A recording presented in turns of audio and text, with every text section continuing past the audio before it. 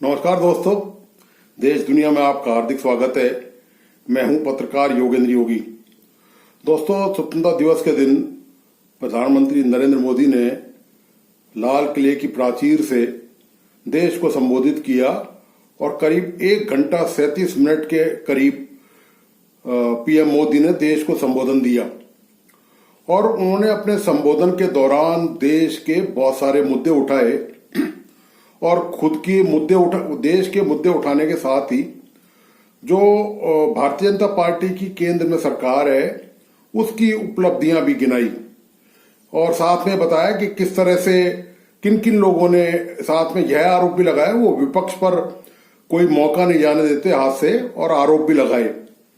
मैंने उनका जब ये भाषण सुना तो मैंने सोचा क्यों ना फुर्सत से इसका विश्लेषण किया जाए।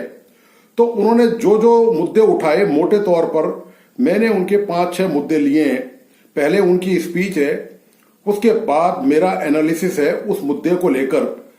मुझे उम्मीद ही नहीं, पूरा विश्वास है कि आपको यह विश्लेषण अवश्य पसंद आएगा और यदि आपको विश्लेषण पसंद आता है तो प्लीज अपने लाइक्स और कमेंट के साथ मुझे वीडियो के आखिर में जरूर बताइए देखने के बाद, और इस वीडियो को अपने दोस्तों और परिजनों को शेयर करना नहीं भूलें।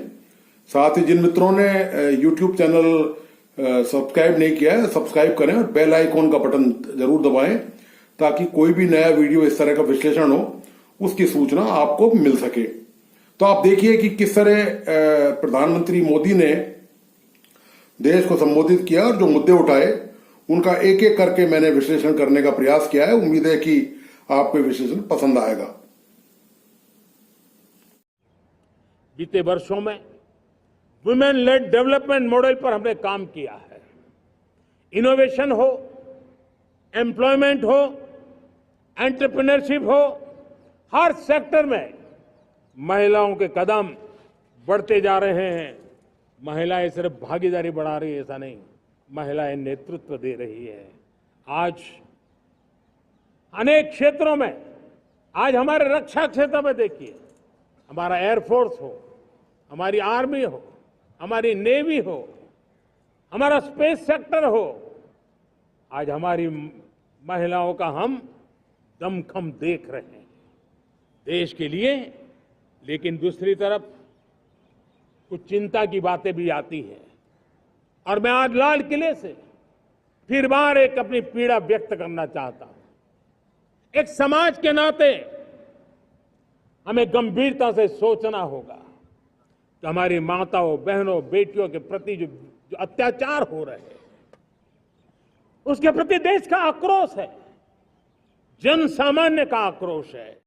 तो दोस्तों, प्रधानमंत्री मोदी ने देश में महिला सशक्तिकरण की, वुमेन एम्पावरमेंट की बात कही और यह बताया कि किस तरह महिलाएं किन किन क्षेत्रों में लगातार तरक्की कर रही हैं।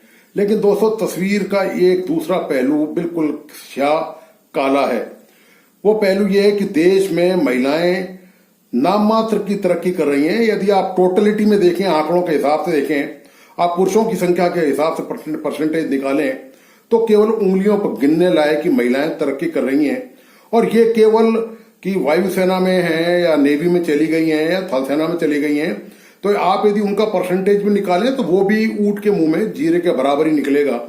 इसके अलावा महिला सुरक्षा की जहां तक बात है तो आपको बताइए कि कलकत्ता में एक महिला डॉक्टर के साथ नृशंस रेप और उसकी हत्या का मामला पूरे देश में है और महिला अत्याचारों पर कुछ ना कुछ हर दूसरे तीसरे दिन अखबार में आपको कोई ना कोई महिला अत्याचार से की घटनाएं देखने को मिल जाएंगी। तो कानून व्यवस्था की जहां तक बात है तो यहां तक ये सब मामला केंद्र सरकार की और राज्य सरकारों की जिम्मेदारी बनती है कि खास तौर से भारतीय जनता पार्टी के जो राज्य हैं जहां पर भारतीय जनता पार्टी की सरकारें हैं, उम्मीद यह की जानी चाहिए, चलो अपोजिशन तो विरोध करने लग जाता है और वो उल्टा ये बताने लग जाता है कि बीजेपी के जो राज्य हैं उनमें देखिए कितना महिला अत्याचार हो रहा है।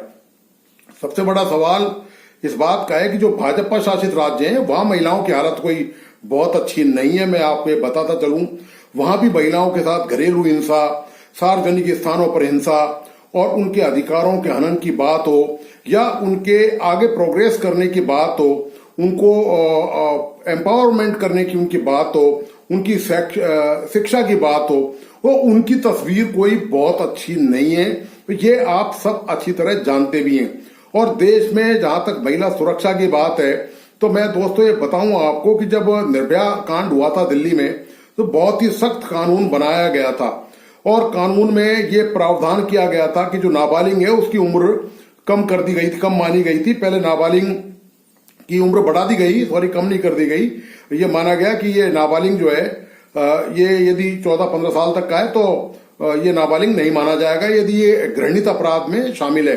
तो इस तरह के प्रावधान बहुत सारे किए गए, लेकिन उसके बावजूद भी आप देखिए निर्भया कांड को कितने साल हो चुके हैं, लेकिन महिलाओं से इस तरह की जो घृणास्पद वारदातें हैं वो रुक नहीं रही हैं। और उसमें देश की सरकारों की सामूहिक तौर पर जिम्मेदारी बनती है।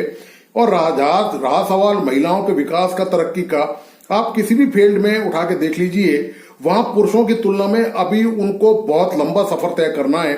ये कोई इतना आसान काम नहीं है। जब तक सरकार की पॉलिसियां राज्य सरकारों की और केंद्र सरकार की, खासतौर से ये उम्मीद की जाती है कि बीजेपी के शासन वाले जो राज्य हैं वहां पर महिला सपोर्टिव पॉलिसी बनाई जाए ताकि उनका एम्पावरमेंट हो सके। वो जब तक अपने पैरों पे नहीं खड़ी होंगी वो बराबरी का मुकाबला नहीं कर सकती हैं। तो आप देखिए इसके बाद अगला सवाल लेते हैं। मेरे प्यारे देशवासियों, आज देश में नए अवसर बने, तब मैं कह सकता हूं दो चीजें और हुई जिसने विकास को एक गति दी है, विकास को एक नई छलांग दी है। और ये है, पहला है आधुनिक इंफ्रास्ट्रक्चर का निर्माण। हमने इंफ्रास्ट्रक्चर को आधुनिक बनाने की दिशा में बहुत बड़े कदम उठाए हैं। और दूसरी तरफ सामान्य मानवीय के जीवन में जो बाधाएं हैं, ईज ऑफ लिविंग का हमारा जो सपना है, उस पर भी हमने उतना ही बल दिया है। पिछले एक दशक में अभूतपूर्व इंफ्रास्ट्रक्चर का विकास हुआ है। रेल हो, रोड हो, एयरपोर्ट हो, पोर्ट हो, ब्रॉडबैंड कनेक्टिविटी हो,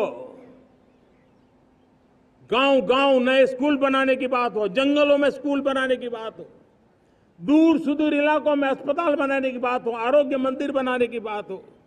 दोस्तों, प्रधानमंत्री मोदी ने कहा कि देश में इंफ्रास्ट्रक्चर के डेवलपमेंट के लिए बहुत कदम उठाए गए हैं और साथ ही जो मानवीय जो तकलीफें हैं उनको दूर करने का प्रयास किया गया है।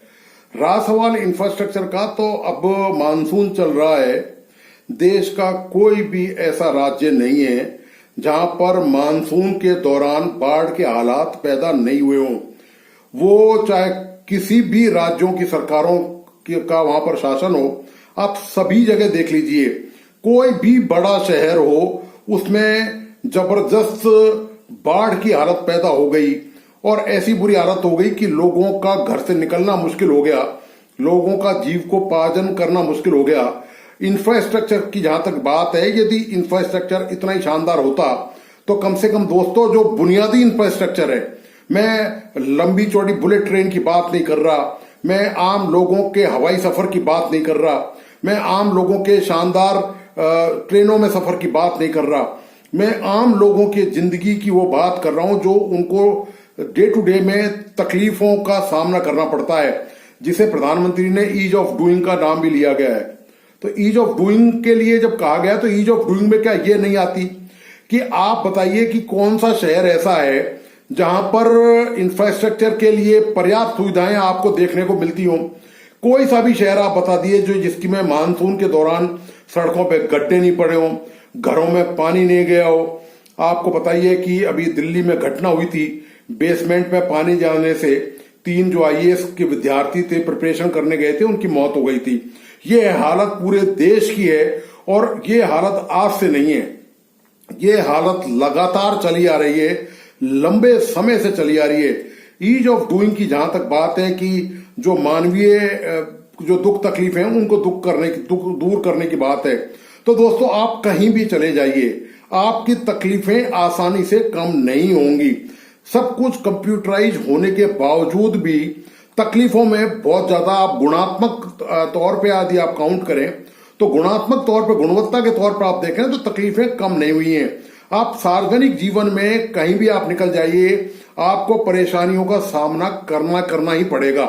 आप किसी भी सरकारी दफ्तर में चले जाइए, वहां पर आपको ईज ऑफ डूइंग का नाम पीएम मोदी ले रहे हैं, लेकिन सच्चाई क्या है, जो लोग जिनका सरकारी विभागों में काम पड़ता है वो बहुत अच्छी तरह जानते हैं कि वहां पर कैसे काम होता है। हालत आज भी नौकरशाही की वही बनी हुई है, उनका माइंडसेट वही बना हुआ है। उसमें कोई परिवर्तन यदि आपको नजर आता हो तो मुझे लगता नहीं है कि आपकी दुख और तकलीफों के मामले में कोई भी सरकार इस हद तक गंभीर है और उसको दूर करने का कोई प्रयास कर भी रही है।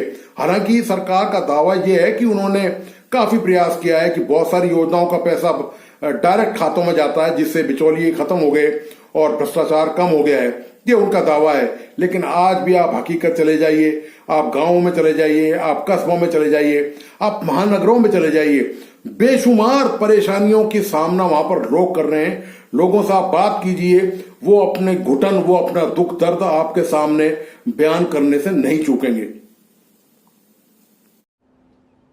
दुर्भाग्य से हमारे देश में आजादी तो मिली, लेकिन लोगों को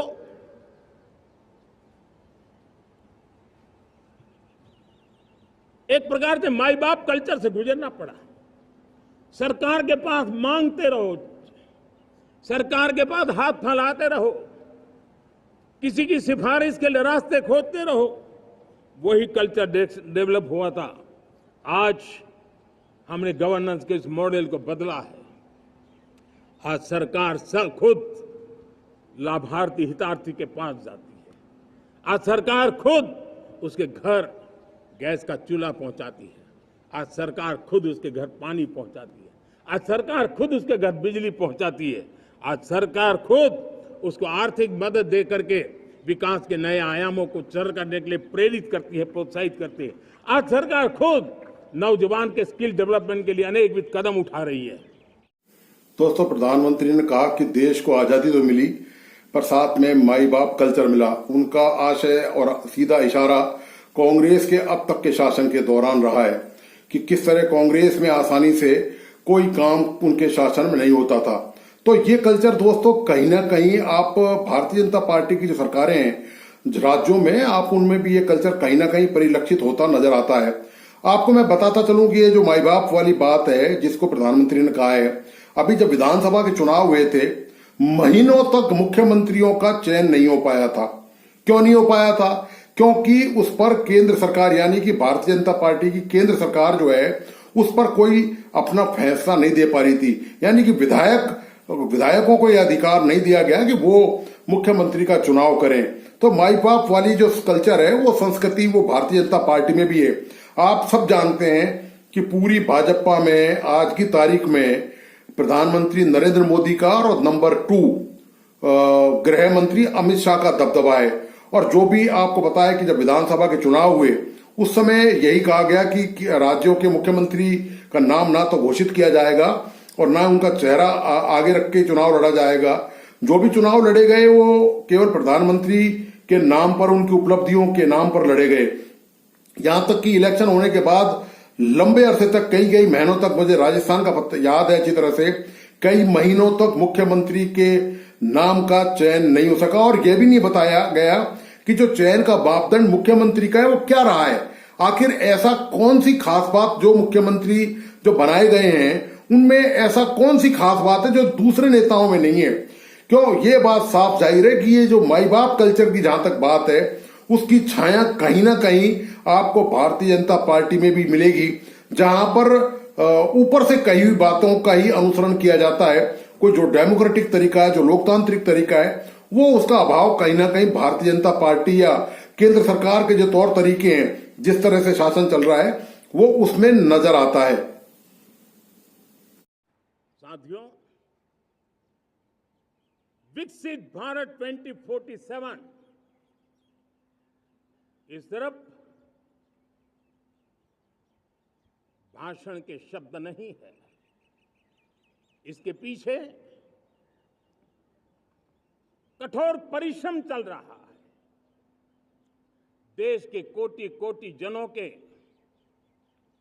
सुझाव लिए जा रहे हैं और हमने देशवासियों से सुझाव मांगे और मुझे प्रसन्नता है कि मेरे देश के करोड़ों नागरिकों ने विकसित भारत 2047 के लिए अनगिनत सुझाव दिए हैं। दोस्तों, प्रधानमंत्री मोदी ने 2047 तक विकसित भारत का जो प्लान है उसके बारे में खुलासा किया और बताया कि इसके लिए बहुत गंभीर प्रयास कर रहे हैं। निश्चित तौर पर यह अच्छा प्रयास है कि 2047 तक शायद हम विकसित देशों की कतार में शामिल हो जाएं। दरअसल विकसित देशों की कतार का मतलब क्या है? जहां पर बेहतरीन सुख सुविधाएं हो, जो सार्वजनिक सुविधाएं वो बहुत ही अच्छी किस्म की उच्च क्वालिटी की हो, और जो ईज ऑफ डूइंग का जो मामला है कि आम आदमियों की जो तकलीफें दुख हैं वो दूर हों। लेकिन अच्छा यह होता कि प्रधानमंत्री एक एक करके, चूंकि 15 साल हो चुके हैं, यह खुलासा करते कि हमको इस फील्ड में इतने पीरियड में यह अचीवमेंट प्राप्त करना है। 2047 तो एक लमसम प्लान हो गया जो आपने बता दिया कि 2047। आप आखिर चरणबद्ध इस योजना का खुलासा करते कि देश में 100% साक्षरता होगी, देश के कॉलेज विश्वविद्यालय इस वर्ष तक पूरे विश्व में रैंकिंग में अपना स्थान पाएंगे। आपको पता ही होगा कि विश्वविद्यालयों और कॉलेजों की हालत वर्ल्ड रैंकिंग में हमारी कितनी खराब है।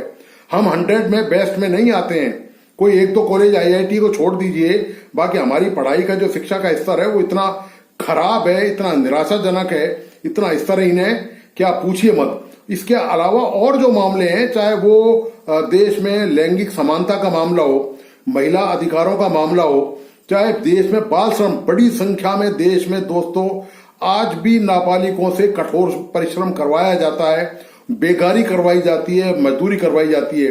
काश प्रधानमंत्री एक एक मुद्दा उठाते और ये बताते कि 2 साल में हम इसको खत्म कर देंगे, 5 साल में हम इसको खत्म कर देंगे, अगले 10 साल में हमारा प्लान ये है, फिर अगले 15 साल में हमारा प्लान ये है, और इस तरह से हमें पूरा फ्रेम तैयार करके 2047 तक भारत को विकसित देशों की कतार में खड़ा कर देंगे।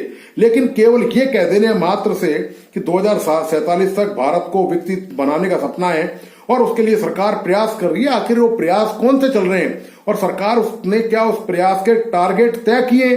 सरकार बता सकती है कि देश में कब सड़कों का जाल बिछाया जाएगा ताकि गांव-गांव में बेहतरीन सड़कें अच्छी क्वालिटी की हो जो बरसात में उखड़े नहीं। यहां तो हालत यह है कि हर मानसून में देश के महानगरों में शायद ही कोई ऐसा बड़ा शहर होगा, देश का महानगर होगा, जहां पर बारिश के दौरान जबरदस्त गड्ढे, लीकेज, ये तमाम प्रॉब्लम आम लोगों को देखने को नहीं मिले। जब देश में जो विकसित महानगर हैं, जिनको मान के हम चलते हैं कि ये यूरोप की तरह विकसित किए गए, चाहे वो दिल्ली हो, बंबई हो, बंगलुरु हो या चेन्नई हो, जयपुर हो, कोई भी हो बड़ा शहर, कोई भी मेट्रो शहर हो, महानगर हो, बरसात में उसकी आप हालत देखिए, सारी पूरी शहर में गंदगी के ढेर आपको नजर आएंगे। तो प्रधानमंत्री को ये बताना चाहिए कि हमारा ये प्लान है और उसका खुलासा करना चाहिए।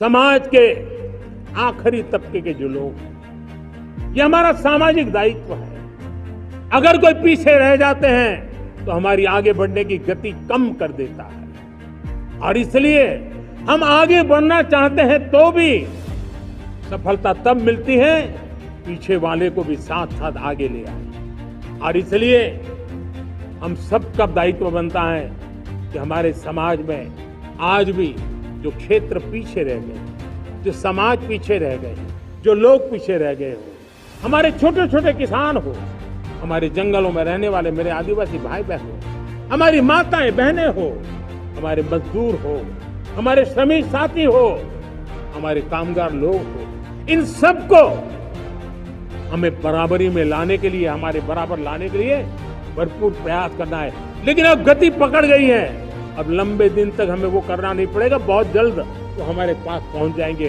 हमारी बराबरी में आ जाएंगे, हमारी ताकत बहुत बढ़ जाएगी। दोस्तों, प्रधानमंत्री मोदी ने समाज में जो पीछे रह गए उनको आगे आगे लाने की बात कही है।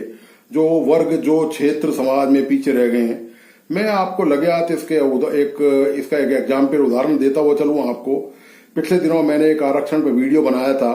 सुप्रीम कोर्ट ने आरक्षण को लेकर यह कहा, अभी पिछले 2 तारीख को शायद वो फैसला आया था, 2 अगस्त को, और ये फैसले में कहा था कि जो आरक्षित वर्ग है SC/ST का, उसके अंदर ऐसी जातियों की पहचान की जाए जो जिनका आरक्षण का जिनको पिछले 50 साल 60 साल में फायदा उन जातियों को नहीं मिल सका, उनका सर्वेक्षण किया जाए और उनको आरक्षण के अंदर ही अलग से आरक्षण दिया जाए। यही बात प्रधानमंत्री कह रहे हैं। आरक्षण की बात नहीं कर रहे वो कह रहे हैं कि समाज का जो पिछड़ा वर्ग है, समाज में जो लोग पीछे छूट गए हैं उनको आगे लाएं। आपने आरक्षण के मुद्दे पर वही रवैया अपनाया जो दूसरे राजनीतिक दलों ने अपनाया। भारतीय जनता पार्टी और केंद्र सरकार ने भी वही स्टैंड रखा इस मुद्दे को लेकर, सुप्रीम कोर्ट के मुद्दे को लेकर, और उसमें जब सुप्रीम कोर्ट ने क्रीमी लेयर की बात करी तो पार्टी उसको भी गोल कर गई। यहां तक कि प्रधानमंत्री मोदी ने अपने एक उद्बोधन में यह कहा, आरक्षण के मुद्दे को लेकर जब भारतीय जनता पार्टी के सांसदों की बैठक हुई और कैबिनेट की जब बैठक हुई दिल्ली में, तो प्रधानमंत्री मोदी ने भी कह दिया कि बाबा साहब अम्बेडकर के संविधान से जो है वो कोई समझौता नहीं किया जाएगा। उन्होंने आरक्षण की बात को गोल कर दिया और उस समय भी उन्होंने आरक्षण की बात नहीं करी कि जो जिन वर्ग को एक बार फायदा मिल चुका है, क्रीमी लेयर जो बन चुका है, उसको फायदा नहीं देकर उन्हीं के वर्ग के दूसरे लोगों को वो आरक्षण का हिस्सा दे दिया जाए ताकि आरक्षण का नीचे से पिरामिड के तौर पर व्यापक विस्तार हो सके और नई जातियों की सुप्रीम कोर्ट ने पहचान करने की, और सुप्रीम कोर्ट ने यहां तक यह अधिकार की नई जातियों की पहचान कर उनको आरक्षित वर्ग में जो नई जातियां हैं जो अति पिछड़ी हैं, वो जिनको क्रमशः जिनको पूरा फायदा आरक्षण का नहीं मिला है, तो राज्यों को अधिकार दिया गया कि वो अपने हिसाब से कानून बना सकती हैं। इसके बावजूद भारतीय जनता पार्टी और केंद्र सरकार ने इस मामले में कोई दिलचस्पी नहीं ली।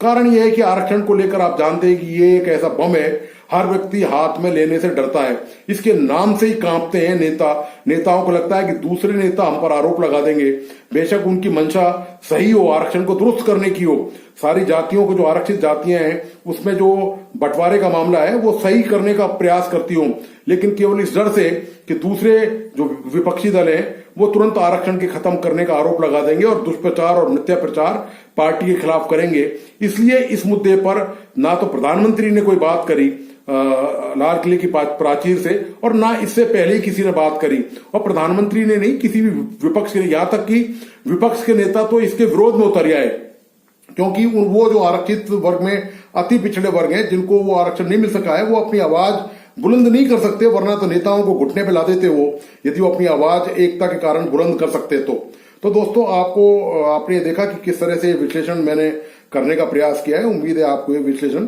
जरूर पसंद आया होगा।